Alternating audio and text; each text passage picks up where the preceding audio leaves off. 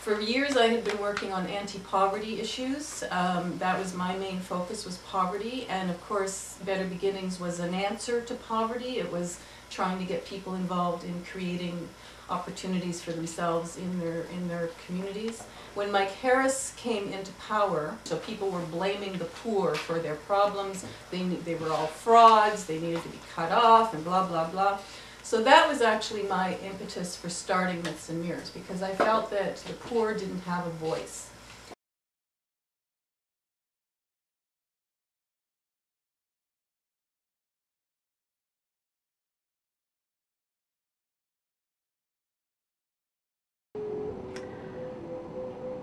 Between Lori McGauley and Joan Kuyak, a community that I moved into in about 1987 began to change. You could feel a stir happening. Here were these two women with a number of other people helping them, bringing in an answer for people.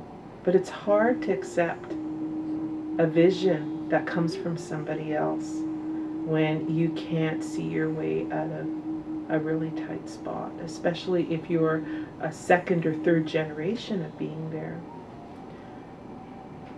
These two ladies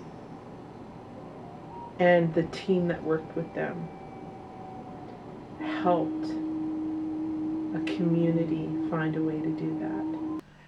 Lori and I could never have a conversation that didn't involve thinking up some new project.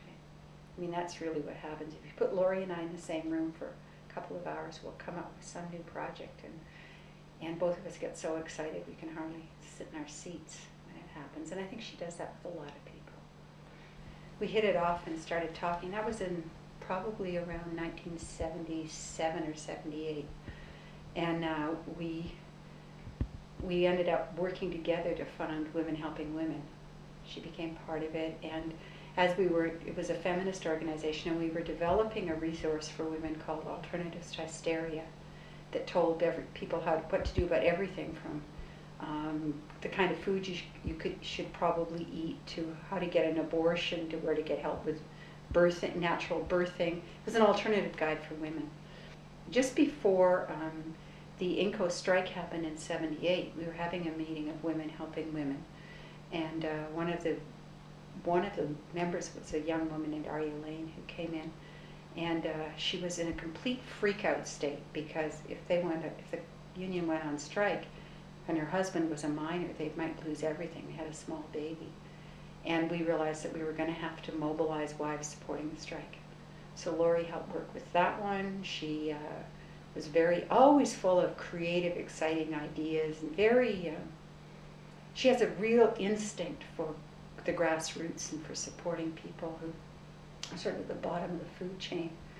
But she's just so much fun. Everything is just fun around Lori. You know, she's full of empathy and ideas and energy all the time. We had Inco on trial, and we had a forum at the Steelworkers. It was packed. All the strikers came, and we took turns speaking to the various issues. And then at the end we had a vote, and we found Inco guilty, and the whole guilty. And then she and Donna Mashenko and a number of other women set up the Ladies Against Women, and they had these signs that said 64 cents is too much, and we've got to get back to the three basics: cooking, cleaning, and consuming. And they'd dress up with these silly lady hats and go and demonstrate. I guess it was a forerunner of the Raging Grannies in a way. We interviewed women, and a lot of them were with their husbands, and we asked them, so what do you do for your own health? What do you do? And it was surprising how few women said that they did anything for their own health, right? That they did stuff for their children and for their husbands, and it really put them on the spot. And then she organized Neighborhood Action, which was a sort of storefront support group for people in the Donovan, a little storefront on Kathleen Street. And she and a number of the other women in that, they organized Sticks and Stones Theater. They put on all sorts of guerrilla theater activities. They did all sorts of incredible creative things. And what you could count on for Lori was that she would always have that not only this creative arts cutting edge, but this incredible passion for the people who are usually treated as victims in our society and aren't. And what she could do is bring out the sort of strength and power of women who were kept down. Mm-hmm. And when that was released, it was almost an unstoppable force. The first time that I met Laurie was way back in the 80s, in the early 80s when I was here for university. She was part of a group called Sticks and Stones, which was a popular theater group. It was a feminist popular theater group. And it was the first time that I was ever exposed to popular theater where you explore issues, and it was just at a time where there was this group that was being supported by the federal government. They were called Real Women, and they were supposed to be sort of a counterbalance to feminists. And the first play that I saw by Sticks and Stones was a Real Women play, and Laurie was dressed as this middle-aged woman with a lovely little dress on, a fancy little hat, and here she was parading around all over the room serving tea to members of parliament, right? Very, very quaint, very dainty. She was a knockout real woman. It was quite amazing. Anyway, that play for me was a transformational moment. It was a moment where I realized that theater doesn't just have to be something that you pay a lot of money to go and see and don't necessarily get a lot out of. It can be something that can change your life. I've known Laurie for must be 25 years, and I guess when I first met her in Montreal, she was teaching students theater and was creating a theater show. And I don't know, I guess at that point I kind of had it in my mind that she was an actor or a writer or a director.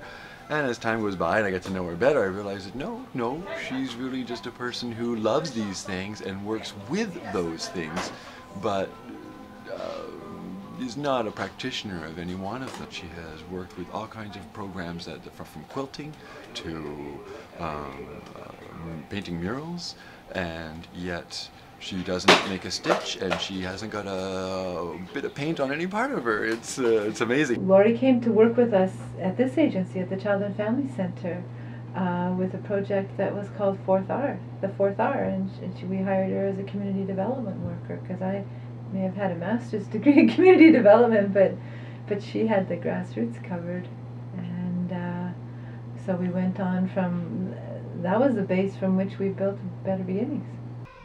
I first met Laurie Magali back in '91, the summer of '91, when I began working with Better Beginnings, Better Futures. I was one of 4 community workers who were hired to go forward into the community and start some community development. At that time, I didn't have a whole lot of experience in community development, although I knew the community. Laurie was one of our resource people, trainers, who came to talk to our team, our community development team, about community work, and at that time she brought a lot of new and interesting methods of working with community. All her projects were just so community oriented, like there's, and it just kept going from one project to the other, and then it went from painting the space to fighting for a mountain, and then the parade. We had the schools involved, the kids, and all the kids' wishes on stars. It was all so beautiful.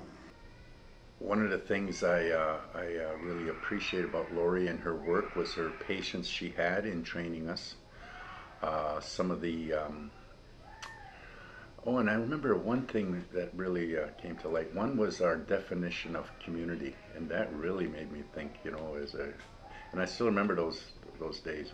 Is community a people? Is it a geographic region? Is it things that a group of people get involved with? Is it, you know, is it an identity of people?